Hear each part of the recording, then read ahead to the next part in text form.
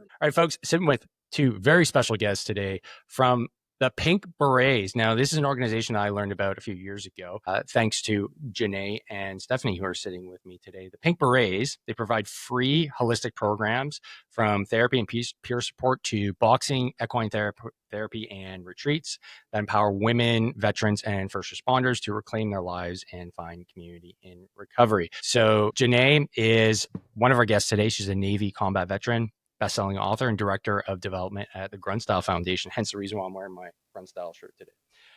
With over 25 years of combined military and federal service and a following of over 700,000 and growing, which is pretty impressive, not going to lie. And she's a fierce advocate for women's suicide prevention and alternative healing for those who serve. And Stephanie Gattas, did I get that right? Did I get the emphasis? Good. Okay, sweet. Is a decorated Navy veteran and founder of the Pink Berets. So the nonprofit dedicated to helping women veterans heal from PTSD, military sexual trauma, and other invisible injuries. She's a nationally recognized leader in veteran advocacy, serving on multiple mental health and DoD advisory boards. Man, am I glad I got through that intro, ladies. So thanks for being patient with me. Thanks. Now, I love having folks on from the United States of America. You guys are no different, because I'm really curious, and I think a lot of listeners here, with the bulk of my audience being Canadian, we're kind of in the dark in a lot of respects. Now, when it comes to programs and access to programs, we have a much smaller military, much smaller veteran community. But what turned me on to your guys' program was initially you have like archery and physically like active programs that are within your umbrella. So, Steph, I wanted to start with you. You're the founder of the Pink Berets. What got this organization off the ground to start with, and like how has it progressed over the years to helping more and more women? That's a great question. So really it started from what I like to call my area of defeat when it came to me personally. So when I was seeking resources for myself, having been diagnosed with post-traumatic stress, there was still this heavy stigma attached to women and post-traumatic stress, especially because we don't have a high percentage serving in the military to date, right? That number is increasing. But back then, when I needed the support, having deployed twice, there wasn't anything out there meant to serve the women, the community of women veterans. What I was finding in terms of these roadblocks or these obstacles was a number of resources and a number of programs out there that were centered around men and post-traumatic stress. And so what I found was really nothing out there that would accommodate my needs as a woman. And to walk into a room full of men and be able to talk about what I've encountered or my trauma was just going to set me back. And so, okay, I have to do my research here. I have to discover what it is that I can help identify and what I'm not finding to help myself. I set out to start my own organization to really touch on these things that I wasn't finding. And the more that I learned from other women in the community that had also transitioned out of the military, the more I was finding there wasn't really anything out there for us. Now, there was resources in terms of, are you having trouble paying your rent? Oh, do you need your electricity turned on? There was nothing that was addressing the mental health issues. And so for me, it was okay. You can't put the cart before the horse, right? That's such a Texas thing to say, but it's true. So for me, it was okay. We have to start at a very granular level. We have to find things that speak to us. And at that time, getting into the VA and finding any type of or a semblance of support in terms of traditional therapy, you're looking at a waiting list. And so I set out to meet with different professionals and spoke to different women who were serving and who had served and said, you're right, there's nothing out there in the United States that would look at helping women from a holistic approach in terms of therapy.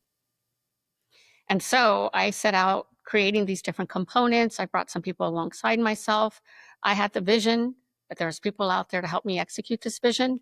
And so we built the Pink Berets in 2015. And little by little, the way that it's evolved is feedback from our veteran community on what works, what doesn't work, what feeds their soul, what helps them on their next chapter in their journey. And so since then, starting with equine and culinary art therapy, traditional art therapies, we grew into boxing and archery, peer-to-peer support, retreats that focused on the individuals themselves, but putting them in an atmosphere where they were building on that camaraderie that we were so accustomed to. So you have a lot of, you mentioned boxing and archery. So those are very active pursuits. Was that something that you found was helpful during your healing journey that you wanted to bring into your program because you felt, hey, this is a lot, or this is very complementary to, the talk therapy and everything else that typically comes with treating post-traumatic stress? Absolutely. And I think you said it best. Complementary is a great way to say that, because while some people may sit in a room and talk through their traumas, there's something that needs to be extended far beyond that. Where do you go from there? Do you go home and sit in your thoughts? Because that's what I was doing. And getting out of your element and being active and being involved, learning a new skill or enhancing a new skill was where I found I thrived. And so having something like archery where you're having to learn a very specific skill, right, in order to hit a target was something that not only myself, but a number of women involved found to be very therapeutic. And who would think? And so from there, it was, and Janae's been involved in this paddle boarding. I mean, not only is it the most hilarious thing to try to learn a new skill and you find that, you're not as good as you think you are, right? You're a legend in your own mind until you get on a paddleboard and find that you can't stand up. But the idea is there, right? To get out there, try something new. The outdoor feeds your soul, at least in our mind. It's one of those things where if we're out there and we're active and we're taking a different approach rather than staying at home in a dark room without that camaraderie that's needed, then we find that the help that we've been looking for has been there. It's just getting out there and being active. That's a great point. A lot of similarities. I mean, like we're, men and women, and we're obviously human, so we have the same human problems, but a lot of times we see them just from a different lens. But you mentioned, dark room, sitting in a dark room. That's typically, and that's been my experience when things get bad. Yeah. Isolate, sit in the dark room, just chill in the basement, and plenty of friends have done the same thing too. Is that something that you notice within the female veteran community as well, as the self-isolation and then put yourself, whether it's a dark room or basement or a room, is that something that's common within the female veteran population that you've seen as well? All right, guys, we need to talk about your dick. Not in a jokey locker room way, but in a life-saving way. You see, erectile dysfunction isn't just a bedroom issue. It's one of the earliest warning signs of cardiovascular disease. And veterans, we're at a higher risk than civilians. TBIs, stress, meds, pain, poor sleep, you name it. That's where Firmtech comes in. They make the world's first smart erection ring, and it's kind of a game changer. It's called the Tech Ring, and you wear it overnight while you sleep, and it tracks your nocturnal erections. That's right, real data right to your phone. Wondering what meds, supplements, or diet changes actually work? Now you'll actually know, because when you track it, you can hack it. Discreet, easy to use. You can even wear it during sex to enhance your intimate moments with the missus. They call it the dick bit, and yeah, it actually works.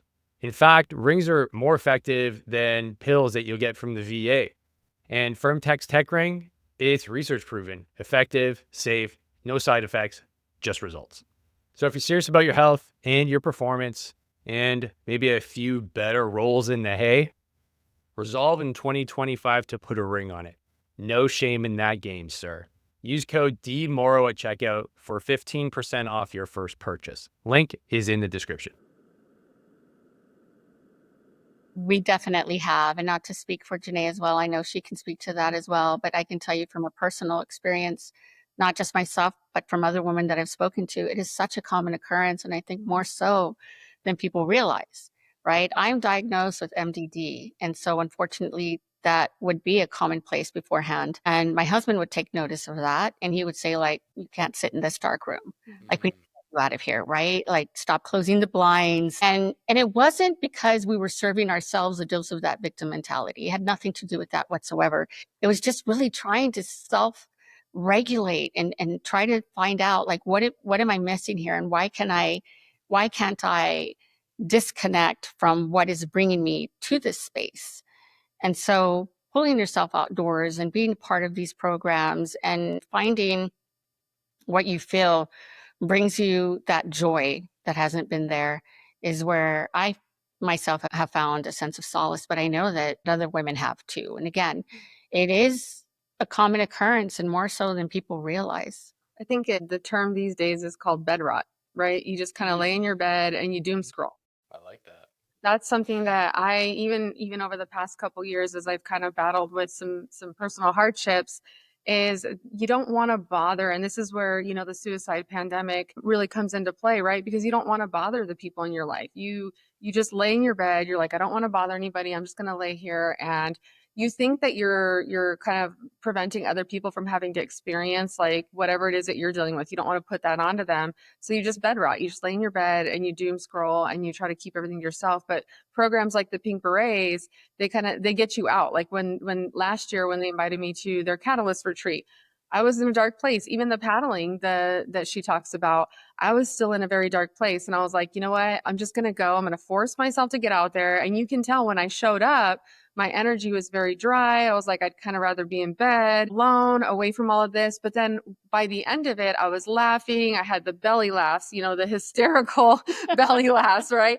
And like you forget like how important that human connection is. And so just getting people out, getting them together and being able to, and more so people who can relate, fellow women veterans. So you can talk about things that you may not be able to talk with other people about, and they understand and they relate. Just like, not even male veterans, frankly, you and us as veterans, we can have a communication style that may not make sense to those on the outside. And so being able to get everybody together and have that, it's healing. It's healing, holding space for each other, holding space to listen to each other, holding space to allow people to safely share their stories or share what they're experiencing and not feel like that's going to be weaponized against them, not feel like that's going to be sent out in the world. Being able to hold that space for people, that's healing. That's medicine. Mm-hmm. So Janae, just to touch on that, I mean, the first time we met was at the Military Influencer Conference. And the first impression I had of you, because I didn't know who you were. I was coming to say hi to Stu Scheller. Yeah. We just chatted on the podcast. He's like, hey, do you know Janae? I'm like, hey, what's up? First impression, you're a hell of a lot of fun. So, when you say things like, Yes. and it was hard for me. Maybe like that day I was like, the energy wasn't there. I kind of wanted to be in my bed. It's important that you mention stuff like that because, oftentimes, folks will say the same thing about me. And obviously I host a podcast, I'm out there, I'm on social media, but I would say that almost 50-50 for me anyways. And maybe you can comment on that. I feel like not doing the thing. I also have a hard time getting up and doing events. Like I had a book launch on Saturday and in the back of my mind, I'm like, man, wouldn't it just be easier if I just like said, it's canceled. I'm not going to be there today. And that's the stuff that I deal with on a regular basis and sitting in the basement, but I still get out and do the thing because like you said, like at the end of it, doing the belly laugh. So, what is that? Do you think, like, is it, you think because of the trauma, or do you think it is a coping mechanism from the trauma? Like what's going on there, you think, in your case? Do you think that the question is of us wanting to kind of just isolate and not show up to these events? Yeah, exactly. We are kind of trained and conditioned, especially in the military, to keep things in, not really express your feelings, keep it all to yourself. And so like when you're kind of going through a funk and you know that you have to go out to an event where you're going to have to perform, you're going to have to be in front of people, socialize, you start to kind of like psych yourself out where it's like, I don't really feel like I'm in that mental health space. You said with that experience with Stu Scheller, we were all just sitting around and like it turned into belly laughs, just the three of us. I mean, we were just bantering across I was like, why are you interviewing him? How come I didn't get to go to that interview? Because he was in your hotel room. It was a little weird, but like, we won't get into that. But I was like, how come I didn't get an interview? Don't you know? So we just had such a good time. And like within minutes, that immediate camaraderie kicked in, but we forget about that. We tend to like become very like, I would say self-deprecating, where we're just like, I don't want people to have to deal with me. I don't want to bring the energy of the room down. And we don't realize that actually, not only once somebody else's light comes out, your light turns on and you actually bring light to that room as well. And so that's where I think it starts at, like this weekend, I had I had 4 events back to back on one weekend. And by Sunday I was burnt out. I just wanted to lay in my bed and do my bed rot thing. Like I was like, I'm done. I'm spent. But I have made a commitment. And I got to the belly flop contest, which is what it was, a belly flop contest, which that in itself is like healing, like just watching people belly flop in the back pool of this bar. Sure enough, my energy came up and I was like, I wasn't here to bring them joy. I was here for them to bring that out of me. And I didn't realize it. I didn't realize that that was meant to be, but I needed them more than they needed me that day. So sometimes we get brought to these events and we think that we're there to be on, but really we're there because those people are going to actually pull whatever it is that's inside. Remember, as advocates, as healers, we still need it too. We do this for a reason. We do this because we have that experience and we understand, we're empathetic. Sometimes our mental health needs it too. And so that's where organizations like ours, they work hand in hand, and people like us work really well together, because when we're having our down, we're surrounded by healers. How cool is that? Yeah. Hey folks, as you may have seen, I just got back from a BJJ and healing retreat for veterans put on by David and Cordy from Becoming Ohm, a husband and wife team doing incredible work for veterans' mental health. But my involvement with them actually started before that. I've been working with them in their online coaching program for the last 3 months, and I'm already signed up for 3 more. What I love about this program is that it meets you right at where you're at. You don't have to fly to Mexico or go sit in the jungle to start healing. They help you make real changes in your day-to-day life while teaching you how to work with plant medicine in a safe, intentional, and grounded way. This isn't some weird hippie stuff, but like a legit way to improve your mental health. For me, it's helped me stay more present with my family and respond better in situations that used to set me off. They've worked with over 100 veterans, first responders, and civilians in the last couple of years. If you want to learn more, go follow them on Instagram at becoming.ohm and shoot them a message with the words "hard to kill."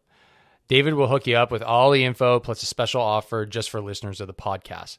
Becoming Ohm has been a huge part of my journey, and I know that can help you too. Even if you've been let down by everything modern medicine or Veterans Affairs has to offer you so far. My new book, Harden to Fuck Up, was written as a guide for anybody that follows the podcast and wants to put together all the things that they've learned from amazing guests. It is Dallas Alexander approved. Tim Jensen from Gruntstyle wrote the foreword. And if you want to lose weight, you want to get a grip of your health, your waistline, and your mental health this year, I strongly recommend going to Amazon and getting your ebook, audiobook, or paperback copy immediately. Would love to hear a review, and train hard, fight easy. Let's get back to the episode. Very much so. And I wanted to touch on the fact that, Janae, like you work for the Gruntstyle Foundation or with the Gruntstyle Foundation. And there's clearly, a close collaboration between you and the Pink Berets, or you wouldn't be here right now, right? And I want to highlight that because that's something that I feel that I don't do and we don't do well enough up here. What brought you to the Pink Berets, other than the fact that Steph is like an awesome organizer and founder, obviously, but what is it about yourself and the Gruntstyle Foundation that wants to highlight these organizations and make sure that they're successful? So the Gruntstyle, it's not just the foundation, but Gruntstyle as a brand really is this will defend, right? And so Gruntstyle really believes in advocating for the community. And so it's not so much about competing and saying we want to be there first. Really, it's all in the mission.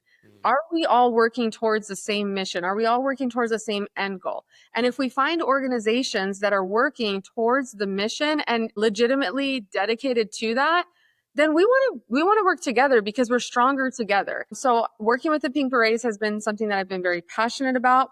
Our missions are complementary in that, her mission is more focused towards like the women veteran community, but it's also towards legislative advocacy, healing modalities, various healing modalities, preventing suicide.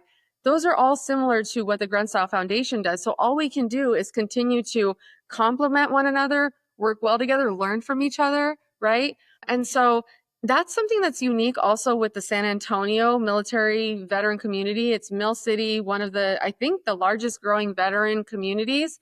There's a need and there's no room for competition because there's such a great need for all of these organizations.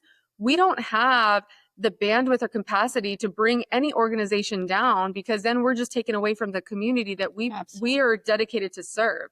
So we love the mission that the Pink Berets has, and it all just complements one another. And so working side by side with Stephanie, I mean, like I couldn't think of a better counterpart. I mean, we're just constantly bouncing, and her commitment to the legislative advocacy is something that I feel very, very personal. And she gave me a chance. You know, she put me on stages before I even came with the foundation, that she saw what was within me. She saw the purpose-driven leader that I was. And she said, hey, Janae, you know what? I know that you're passionate about helping women veterans. I know that you're passionate about this cause. Let me take you over here and teach you some of the policy side of this and show you what we're working on. And that has helped me to be able to grow into the position that I'm in now. So it's just a great, you know, combination of us all working together here in San Antonio.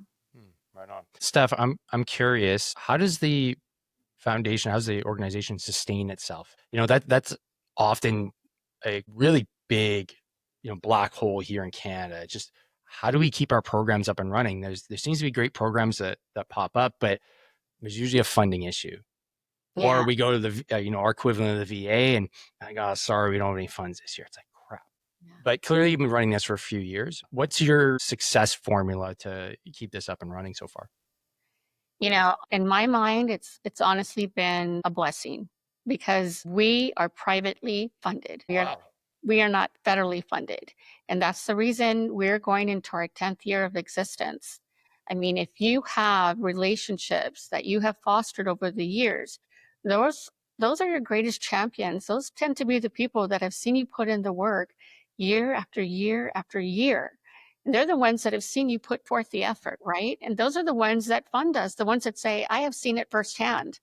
I have seen what you all are made of as an organization, not me as an individual. It's not, hey, we're funding Stephanie. It's we are funding the Pink Berets as a whole because we have seen the impact, right? So, and as you know, I'm not on social media. I'm not a social media personality, but the work behind the scenes is where we really find we have to put our best foot forward. We have to work harder to let people know, hey, this is what we're doing. This is our why. This is who we've helped. This is how many bills we've amended or signed off on. This is the policy work that we're getting involved in. I mean, it's layers of work that we're able to take to these funders and let them know firsthand, this is our why, and this is why we need to continue, and this is where you can help, right? Because those federal funds will not always be there, and sometimes they're shifting, and sometimes there's, you know, specific criteria that needs to be met, or you're competing with hundreds of other organizations out there wanting to put in for the same thing. Now, I like to say we're still very unique in our space, and that 10 years ago, what we were doing was not being done, and we're still evolving. I mean, we're preparing to launch a couple of other new programs within the Pink Berets. So what I would say is, you know, go back to the people that have been there with you since the beginning and continue to drive your message with them so that they can help fund you. Because you'll find that the ones that funded you maybe $2,000 in the beginning will now fund you $5,000, $10,000, $15,000, $100,000. You know, there's no limit to what these people are willing to do for you. And I think considering, you know, the current climate, there's definitely people out there that want to put in privately to ensure that you stay intact. Because now more than ever, what we do in terms of mental health, suicide prevention, it's very important. I don't know that it's been as important as it is in this current time. But I mean, the Gruntstyle Foundation was, you know, you put out a really eye-opening press release about the amount of money that has gone into suicide prevention with little or no improvement. Exactly. And I don't have comparable numbers in Canada because we just don't have them. Like period, like straight up, we do not have the numbers, so we can't compare them. But I would imagine it's, you know, proportionally roughly the same. So Steph, when you're talking about policy and having an impact, is that one of the main avenues that you're having the most impact that you can see tangibly? Like, yeah, we've got new policy like on the table, it's getting passed, and we're helping X amount of female veterans get over that, call it albatross on your neck that is PTSD, so that they can live happier, healthier lives that limit the scourge, I would say, of suicide in the veteran population. Absolutely. And I can explain why a little bit more in depth. You know, I'm not always at the forefront of telling my story, but the things that I had went through and the things that I encountered led me to where I am today. So we're really trying to set those examples of, you know, if you start here and you enter a space where you're seeking help and you're getting the help necessary, this is where you can land. This is where you can be. You can be a voice for the voiceless. You can be on Capitol Hill fighting to change the narrative for future generations. That's really why we do what we do, because we do want to shape a different future for the people who are transitioning out of the military, for people who are considering entering the military. You know, one of my very best friends, her son was entering the military, and she asked me to speak with him. And again, there's a concern, you know, what are they going to walk into in this day and age, right? And so that's why we do the work that we do. It's not just an act of prevention, but it's an act of knowledge. And if we're helping build better warriors that are going into the military, then we don't have to necessarily worry about sexual assault or people committing suicide or domestic violence that happens in the military. I mean, there's a number of things that could go wrong. But if we're educating and building knowledge and fighting for different policies and passing different or working to pass different legislation, that's where the real work takes place, aside of what we're doing as boots on the ground, right? So again, it's really a matter of addressing the issues that we face on a day-to-day basis. And if we fill in those gaps that we're finding on a day-to-day basis, then I think that that's where we see the real work taking place. And that's where we really see actual change. And you're showing up with receipts. Like, you actually have women that are going through your program that are getting better, which is exactly where we want to get, right? Like, that is the hard evidence that, yeah, these programs work. So let's amplify them and let's replicate and iterate as much as possible. And Janae, I just want to throw it back to you. Like, you're huge on the advocacy space. You know, my LinkedIn feed is full of your advocacies. For those folks that are new to your world, what are some of the main things that you're really advocating for in the veteran space that is really helping the veteran population get healthier and fitter?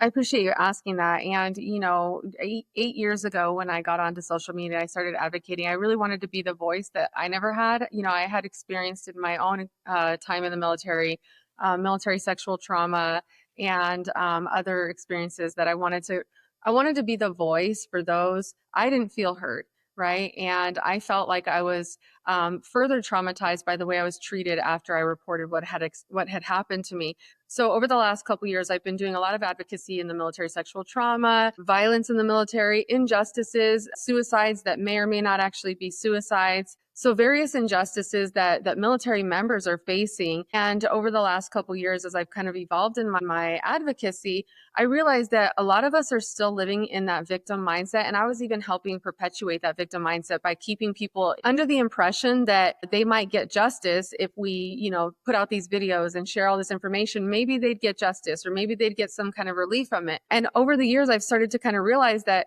what I really need to do is I need to focus on the victim and help the victim to find healing, because healed veterans that are out thriving in society are less likely to commit suicide than those who are being placed on medication, those who are lethargic. So we've got 68% of veterans, and it's either 63 or 68. Sorry, my mind is a little bit blurred right now. Percent of veterans who are in the VA are prescribed SSRIs and antidepressants. Those medications have a 3 to 4 time greater chance of causing suicidal ideations than before you even walked in. And a lot of times when people are being prescribed these medications, they actually came in for something completely different. They came in because they had pain. They were sent over to mental health or behavioral. Want to quit smoking? Exactly. Quit smoking, they're given these medications, and then it causes these suicidal ideations. And so less than 50% of veterans are even going to the VA. Right. And so you talked about the statistics that we put out earlier in the year. $3 billion are being spent by the VA on suicide prevention, suicide treatment and prevention. $3 billion, yet the numbers are anywhere from 17 to 22, and that's all that's reported. It's possible that those numbers are much higher because you have instances, for example, where somebody drives their car at 100 miles per hour into a wall. That's considered accidental, not necessarily suicide, or stuff that's just not reported to the VA. So the number could be double 22. We could be looking at 44 members a day that are taking their lives. So over the years, as I've progressed in my advocacy, moral injury in the military, you know, being gaslit, experiencing retaliation, reprisal, that all kind of leads to somebody feeling depressed. And then they go to the VA and they get medication that gives them a 3 to 4 time higher suicidal ideation rate than they had before they walked in. What are we doing to these people who have served the country? These people who joined the military because they wanted to serve their country. They wanted to be purpose driven, to do something beyond themselves. And then we're putting them into this lethargic state. We're putting them into a disassociation where they can no longer serve the community. They're stuck in their homes, living in a mess and miserable, and there's no community, there's isolation. So that's what we advocate for, is really to stop the overprescribing of our veterans, and then to introduce them to alternative healing modalities such as cannabis, such as ibogaine, such as psilocybin, beekeeping, right? Some of the modalities that Stephanie's organization offer. Give them an introduction to all of these modalities so that they can see what is the thing that works for me and what is the thing that I can use to move towards my healing, so that I can then go out and thrive in society and then maybe start serving again in a different capacity. And that's how you really help the suicide pandemic stop treating the problem, get our veterans healed. Wow. I love that. Yeah. Stephanie, I was going to ask you, like, out of all of that, all that was off. It's been great, David. You've been awesome. I have nothing else. You just brought the heat on that one. Love it. You could hear the passion. I know. I was just like, I was going to get behind her and start cheering and just start shaking the screen. Oh, let's get it. Get it. Dr. Payne have my face blue. Braveheart, this whole conversation. Yeah. Janae, I mean, the reason why I like your channel so much is that you're saying the things that these are not American issues. These are not Canadian. These are veteran issues, right? This is across the board. And advocacy is like a foreign concept here in Canada anyways. And you started 8 years ago on social media, which in and of itself was something new, right? This is not something that has been around for 25 years. You're an OG in the advocacy space, but you're likely inspiring others to get involved, and me included. But I like what you said, that you recognize you had the ability to recognize that you're probably perpetuating a victim mentality. And that's something that I've noticed as well. And some of the things that I promote is that I got to stay away from the woe is me type content. Yeah. We got to make sure that we encourage those to take action. And so, I really am conscious about what I say to not make it seem like, yeah, we're all fucked. There's no point, like, just, it is what it is there, boys and girls. And what are you going to do about it? We're all screwed. Because I can fall into that mentality, and I try to stay away from it as much as possible, because I don't want to hurt people any more than they already are. But, the moral injury side of things, the SSRIs, like all these things, from the way I'm perceiving it, it's almost like we're stuck in a system that doesn't want us to get healthy. And that has been my biggest point from the start. Like, if you got stuck in the VA system here, we have very similar systems. They medicate you, then you do your talk therapy, and then you don't get better. And then you just stay in the system, and it perpetuates over and over and over again until you either have an awakening or somebody grabs you and is like, get out of here. You're going to come do an archery class, or you're going to go ride a horse, or you got to go lift weights, or you just got to do something outside the box. So I love that message, because it's very positive, because it takes ownership of your own shit. Because I feel that most of these programs, I'm not talking about your programs, Stephanie, I'm talking about the VA programs, they take away your own ownership, because now you're putting all your trust into the organization. And that is very comfortable for veterans, because we're institutionalized. We believed in the system. We took orders. We followed them. Yet now we're out. It's like, no, we gotta figure this out on our own. And what does that actually mean? And it's scary and it's confusing. And you're often, alone and not knowing where to go. So Stephanie, in terms of like programs, you create a lot here. I'm just looking at them right now. You got equine, women warriors on water, which I'm assuming is the paddleboarding one, family therapy, group therapy, individual, culinary arts. Like I want to join right now. Troops to suits. Like, man, self-defense. I just noticed that one. Which ones? I'm gonna ask you to kind of rate your programs as best you can. What are your favorites right now? And by favorites, I want to give you some criteria. Like, what are the ones that you have the most enjoyment? I'm not saying like the other ones aren't enjoyable, but and also, what are the ones that you feel are having the biggest impact for the veteran population? Oh gosh, that's a great question, especially because everybody's different, right? It's so individual based. But I know culinary is definitely popular. And that was really one of my brainchilds, if you will. Early on, culinary art therapy wasn't really something that was utilized in the veteran space, at least not in San Antonio. So it was something that we quickly became known for. We named it cibo, which is Italian for food, right? And rightfully. But for me, I found it to be very therapeutic to be in the kitchen cooking, right? Whether it's slicing, dicing, sauteing, whatever the case was, trying a new recipe. There's fun in it. There's peace in it. There's relaxation. So that to me would be at the top of the list and programs. But what I have found has been more powerful for me, and I think Janae can speak to this too from her experience, there's something very powerful in equine because of this almost silent unknown between you and a horse, right? The horse, humans and horses share limbic systems to begin with. And Really? yes. And so they're able to process emotions the way that we do. So they know from feet away if we're angry, if we're anxious, if we're sad. And I didn't know this developing equine with a facilitator. And so teaching me how to join up with the horse, meaning you're essentially allowing this horse to determine if it trusts you or not. And that's a big deal, right? So now if anyone's like, I don't trust you, it's okay, horses do. So that's a joke, by the way. But the thing, there's power in that, in them recognizing what's in you, but also mirroring your emotions. So they will mirror whether you're happy, sad, they'll respond to you in those ways. And it was really like looking yourself in the mirror in some ways where it helped me identify what my struggles were. And also, you're in front of this animal that, if you're not careful, has the power to injure you. And so it forces you to be present. Think about the things that we get involved in. Sometimes we're, firing on all cylinders and we're not thinking about the moment that we're in at that time. And when you're involved in equine, you're present. Same thing with culinary. You have to be present or you'll burn yourself or burn the house down or you'll cut yourself. Instances, you have to be present. And when you're present, that's when you're really taking in the opportunity to focus on you uh, and to gain what those therapies are meant to do for you. So I would say those at the top of my list. Boxing, just because I know boxing is a powerful sport in terms of what it could do for somebody, but it also takes showing up and being active. And you're trained by a professional boxer who's on their 9th or 10th It's amazing. Yeah. win. It's Are you you know serious?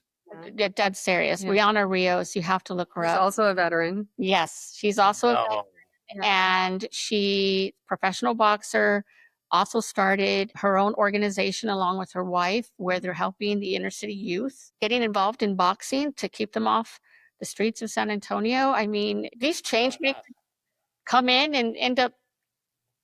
And this is what one of the things that's unique with the Pink Yeah. Berets is the Pink Berets brings, women veterans who are out in the community already doing amazing work into their ecosystem and is able to, like Stephanie is able to kind of lead the community. It's all volunteer, right? And so she's able to kind of lead these people and say, hey, you're a woman veteran, you're out doing amazing things in the community. I also have a group of women veterans who could use some of what you know. Would you be willing to come over here and work? And that community is built. And so she's able to bring women veterans who are out doing amazing things in their own right into the ecosystem. And so then it just kind of expands the network that we have as a community from the Pink Berets out into doing other work, whether she brings already leaders or she builds new leaders that are going to go out and lead the community. So it's really cool the way she's able to kind of just bring all these powerful women veterans together. Thank I think she Thank gives you. herself enough credit for that. So I'm going to give her a pat back here. That is a hell of a promotion right there. Yeah, That's I really was cool. gonna say, wow, I did not even pay attention to that. I promise you. No, but it's thank you for that. I'll Venmo you. No, that's obviously the biggest compliment, to have somebody, to just see somebody else's perspective from a different lens and to know that, your intentions are authentic. Then you want to see people thrive. And it's a tough space to work in, David. I mean, you know this, she knows this, working in the veteran sector. I mean, I have been dragged, chewed up and spit out, but I'm still here and nothing's going to stop me from moving forward. And I think that that's what really brings us, closer together too, in that, regardless of anything that's happening on the outside, we know what we're made of, what we're wanting to accomplish. We're after ensuring that that mission moves forward and that the people are getting the necessary help. That's what matters at the end of the day. Yeah. It's Yeah. also dragged. Remember, advocacy wouldn't be required if the things we're advocating against or for were Right. contentious, right? Like if Right. things were not contentious, we wouldn't have to be advocating in the first place. So Right. obviously that already puts a target on us. And then you start to get people who have different ideas of how that advocacy should happen. And the system is set up to make us infight.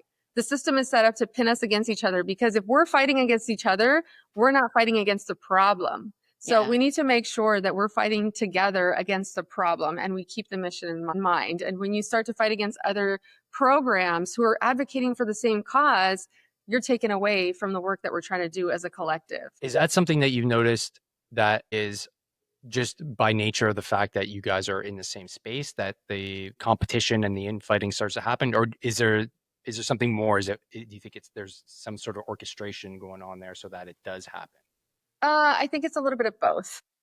Yeah, Yeah, I'd I'd say it's a little bit of both without, going too off track and getting into like a negative mindset. I'd say there's a little bit of both. There's the infighting because everybody kind of wants to be the first. Everybody wants to be the one, right? So when you move with ego and you're like, I want to be the one, I want it to be my name tied to that, you're taken away from the mission. If you move with soul and you're like moving with purpose, then you're like, you know what? Yeah, I know that I've been doing the groundwork for years at this, but if they get credit for it, that's fine, because I know that I was able to play a role in this. And frankly, all I care about is the mission getting met, right? Yeah.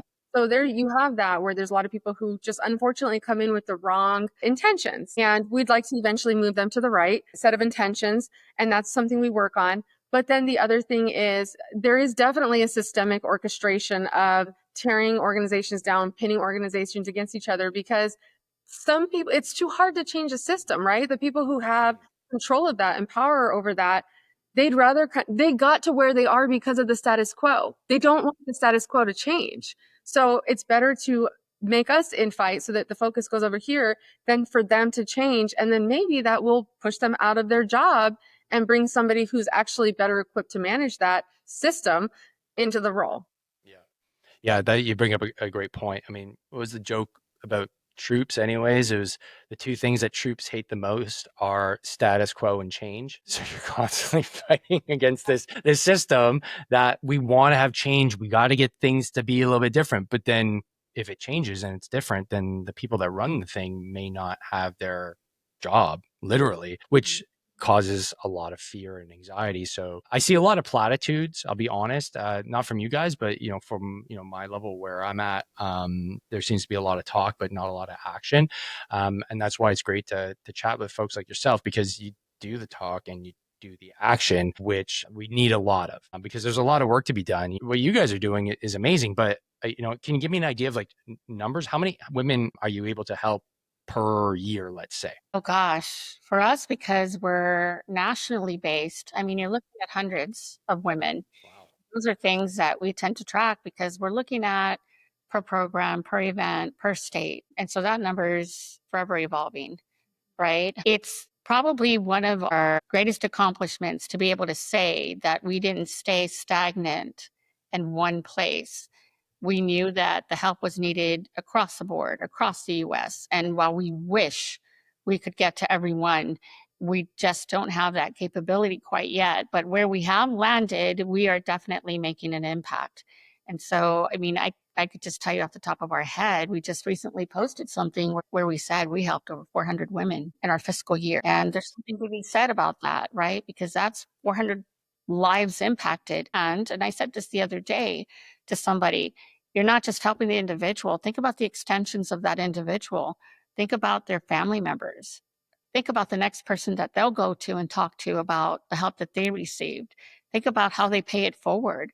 Think about how they position themselves to want to help the next person because of the help that they received, right? So for me, we could say 400, but we'll never really know the true numbers because it extends far beyond one individual. I had a really good conversation with somebody that runs a plant medicine program for veterans and first responders the other day. I was kind of down on myself. I'm like, man, I'm not getting the right traction I want. Like I only had 1,000 people watch my last video. And he's like, that's a lot of people. I'm like, well, I mean, is it though? He's like, well, if they were all in one room, that's a lot of freaking people. I'm like, yeah, you're right. That would be a lot of people. So he's like, well, why are you basing it off of some metric that is just arbitrary? He's like, there's 1,000 people that literally listen to what you just said, and some of them will take action. Yeah, you're right. And so, in 1 year, you help 400. And like you said, there's potentially infinite amount of interactions post that initial interaction. And then you've been doing this for 10 years, you said? So Yeah, this that's is my 10th year actually. 1,000, like Our 10th year. safe to say thousands? Oh yes, without question. More, surely more. When you take into account the butterfly effect, like we're talking about, surely more. Yeah. I mean, lives saved, people who have gone out. I can give a story. We were at a retreat 2 years ago, and there was a veteran that came through the Pink Berets Catalyst retreat, had never shared her personal story of having been sexually assaulted. It was a horrifying story. Had never once even talked about it, not even to her husband, nothing. And at that retreat, she felt compelled to open up and share her story. And she went back home from the retreat, shared it with her family, got on stages, started sharing it on stages, and then she went into a program where she's now conducting the initial kits when people come in after they're assaulted. She's that first person that they see when they come in. Imagine the amount of impact that she has being that first person that validates their experience, listens to them, holds space for them, and then those people take it out. So way more than thousands. I would say thousands for sure when you take into account the butterfly effect. Not to mention, Stephanie's very humble that she was really at, ground zero for when Vanessa Guillen was missing. And she was out there at the picket lines. That in itself was affecting hundreds of thousands of people. So it's so many more than that. So many more. That's incredible. I know what story you're talking about and who you're talking about. I think that's one of my favorite. And we have, is that's the gift. When somebody comes back and tells you what they were able to do as a result of you believing in them and helping them is powerful. And it only propels us that much further along to get things done. I mean, to me, people stop and they'll ask us, I know they ask us pretty commonly, how do you help yourself? What do you do for you? What's your self-care? The work. As cliche as that might sound, these stories are everything. Knowing that we help someone who is now out there potentially helping hundreds of people out there that are seeking help. That's one person, right? So yeah, very much the butterfly effect. But that to me is, talk about filling your cup and knowing that all it took was a vision and to execute it and to get people to come alongside you and to help move the mission forward. And then for it to last 10 years when we were told what you're wanting to do will never work, right? I mean, I got a lot of no's in the beginning and now it's a whole different story. And we're grateful. We're grateful that people have given us the platform that we've been given to share the work that we do. That's amazing. I'm always, I guess, thinking a few steps ahead. And we're both in the veteran improvement space, if you want to call it, the veteran health space. Yes. And organizations like yourself, and Janae, obviously you're included in that, like you're working your asses off to provide if you want to call it a protocol or a new paradigm for veteran health. And whether it includes psychedelics, archery, culinary stuff, like these are, like, we're all human. So clearly these are things that are going to improve veterans' lives, but in general, human lives. And I just see so much work being done, but the civilian population, like the people that didn't serve, they have the same issues that we do. It's just, I think ours are just more concentrated in a shorter period of time because of military service, and they didn't have an institution behind them. Do you see in the future these things, like your program specifically, like seeping out into Gen Pop is kind of like a prison reference. I don't mean to use that type of reference, but do you see it seeping out as like a model to follow, or maybe you've even had these conversations for a broader population in the United States to get healthier and to recover from trauma?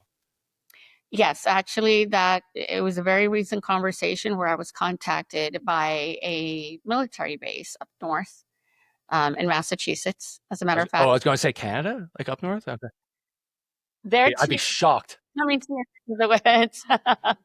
But we were contacted by a military base asking if we would come in and meet with them. They were interested in our programs, and they were developing a program, and they think that there's a possibility that pulling both of them together can really make an impact, can make a difference. And again, what a huge compliment for somebody to ask us out of Texas, right? We're nowhere near Massachusetts. But hey, we've been watching the work that you all have been doing. We believe in what you do. We love what you do, and why it resonated with them. I mean, I got a very long email detailing the importance of us coming together, and if I was willing to come out to this military base and meet with them. And I accepted. But again, it's a testament, to answer your question, to the military adopting this idea of how can we bridge the gap between what we're doing as civilians now and what they're currently doing in the military. That's great to hear. That's great to hear. Janae, from your point of view, do you see what you're doing working its way into the I'm going to say general population in terms of advocacy and just getting healthy? You're talking about things that I love talking about, psychedelic therapy, which if it wasn't for me going to Mick, I think that was 2021, I think. Yeah, it's that we 2021. Yeah. I wasn't tracking psychedelic therapy at all until I got to Mick, and everybody I was talking to, random conversations with dudes dude, you gotta get yourself involved with psychedelics. It's changed my life. And that was the kind of the spark that made me realize, oh, there's a whole modality here that I'm not aware of that I thought was just for hippies. And I was not expecting it from the military population. But it seems like we're at a point where, the system more or less has let us down, and we're looking for new modalities for healing. So what are you seeing from your point of view? So especially here in Texas, I got to do a humble brag on the Texas veteran mental health community, because my God, we are changing the world here in Texas. We just had the largest bill passed for research for ibogaine treatment. We just historically had SB3 vetoed, and SB3 was an attempt to ban hemp-derived cannabinoids. I can't say the word THC. I say cannabinoids. We got you. Never say it. They always give me a hard time for that. Words are difficult for me. Yes, exactly. The veterans, initially when they started, kind of trying to put this hemp ban forward, they were painting everyone that was coming and testifying as just a bunch of hippies and a bunch of drug, people who are hooked on drugs. And then you started entering the veterans in the fight, and you get, the legislative chairman, the national legislative chairman for the VFW, and you get the Texas state commander for the VFW up there with their little hats on. And what it did was it gave other veterans permission to say, you know what, this is actually a modality that I use and I don't want it taken away. And so Texas, just in the last couple months, has made historic leaps and bounds that won't just change mental health for the veteran community. And you hear Secretary Doug Collins, you hear RFK, you hear even Trump, the president, talking about psychedelics. So they're listening, and this change is happening, and it's going to change the world. And we believe that. And we believe that, like you said, veterans, again, we're service-based people. We're out there serving the country, serving the world. And so because of that, we get a little bit more of an ear. And so when we start saying, listen, I went out, I fought for this country, I have this type of trauma as a result, this is what helps my trauma, then you start having other people think, well, actually, come to think of it, I took those SSRIs and I actually started feeling a little bit suicidal. Let me go look at the black box warning of those medications. I don't want to be on this. So they're listening to us, and then they're starting to also kind of speak up and go to their psychiatrist and say, I don't want to be on this anymore. Titrate me off of it. Mm-hmm. So I think that 100%, absolutely, we are going to change the world. And I'm not saying we, just Gruntstyle Foundation, just the Pink Berets, but I'm saying the veterans, especially here in Texas, but also in the United States and even in Canada, no, I'm just kidding, are going to change the world, because we're saying, if this modality works for me, it should work for you as well. So huge hats off to Brian Hubbard, who really led the way for the ibogaine bill, and those legislators who stood out in front. People are risking their security clearances, veterans, risking their security clearances, risking their Second Amendment rights, risking their reputations to stand up in front of everybody and say, I don't care, this works for me, I don't want to see anyone else die, so I'm going to testify and I'm going to risk all of that for that. And because of that, we're able to get people to open their eyes. And I won't say who, but I will say that somebody from the VA has already come up to me in a very high-ranking position with tears rolling down their face and said, I watched your guys' war cry for change at the Capitol. I'm letting you know we're not murderers. And I said, good, let's have this conversation. Yeah. Let's talk about some of the other modalities. Let's talk about personalized treatment, personalized care. Everybody needs personalized care for their issues. Some people are okay with those medications and some people prefer archery. So we need to be training the VAs and training the different medical facilities personalized care. Don't just bring me in here and give me what you gave everybody else, right? I love that. Yeah, I think that hats off to the people who are stepping out in front. It is taboo. It is risky. And, you know, you're getting all kinds of labeling. I'm going around with my cannabis help shirts. I get all the labeling. That's okay, because if I'm saving lives, I'm okay with it. I'd rather take that heat like we do as warriors than to sit back and continue to watch people die. That's exactly the point that is desperately needed to be made up here. And Stephanie's back. We're back. Back in here. But to echo your point, Janae, the use of cannabis and cannabinoids was likely the reason why I'm doing this right now. I don't use nearly as much cannabis as I used to, but it was the gateway drug in the right sense for me because I'd never used it before. But Canada, very open policy. I get a shit ton of cannabis delivered to my house every month. I don't know where I don't know where the but the issue I have with it though is that it's delivered with no education. That's not a good thing. But I have a background in biochem. I can research things a little bit better than the average because I literally trained in it. So I was curious and I started looking into it, and it helped me with my pain, which decreased my reliance on opioids. And then I was able to expand my mind a little more and get a little bit more rest. And so my healing process was able to start. And you mentioned that a lot in your content. And when you're advocating in the state legislature, that this is the important part of having this as a modality. And you mentioned individualized care. That is one of my biggest things moving forward. Now that we're in the era of AI, now that we have all of these different modalities, and now that we can do genetic testing, like there is such a large aspect of medicine now that we can access on an individual basis at a fraction of the cost of what it used to be, that I think that the veteran population is the perfect population to start these type of projects because it would save everybody a shit ton of money and save lives because you'd know exactly what is going to work before you even start. And the idea of having like a blanket set of treatments for everybody is so lazy, but it's also based on the system that we have. Because I mean, well, how much time do doctors have? You know, how much time do they have for you to sit in their office and like describe all the things that are going wrong? They just go, nah, let's give this guy a pill, get him out of here, and then next, you know. So I love what you guys are doing. It's really inspiring. It's inspiring me.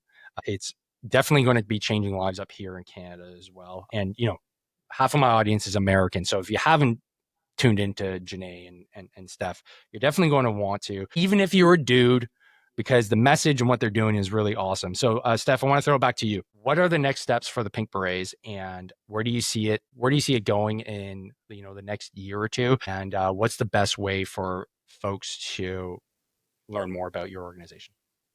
I think we're going to continue evolving in terms of programs, right? In terms of identifying, you know, what speaks to our community of women in this day and age.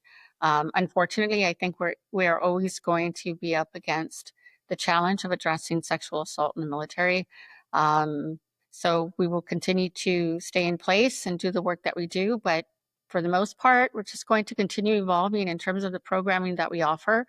We're going to continue advocating. We're building upon our advocacy arm within the Pink Berets. And, you know, we're just going to continue forging forward as much as we can and continuing to lean into organizations like the Gruntstyle Foundation, where we know that they're doing incredible work for our community, and to be able to come alongside them, not only is an honor, but, you know, we have, again, that extension of support where our women get to lean in as well and partake in their ayahuasca retreats or any of the retreats that they're offering for our community of people, but also to have those people that we can advocate with on the Hill. I mean, as you know, they had this really powerful campaign, War Cry for Change on the Hill, and there was so much that visit yielded, just so much change that resulted as a matter of showing up and holding the right people accountable and having really tough conversations, right? The ones that people don't normally like to have.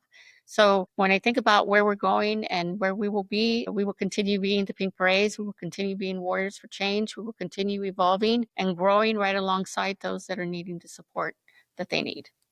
Love it. And where can folks either sign up or learn more about the Pink Berets?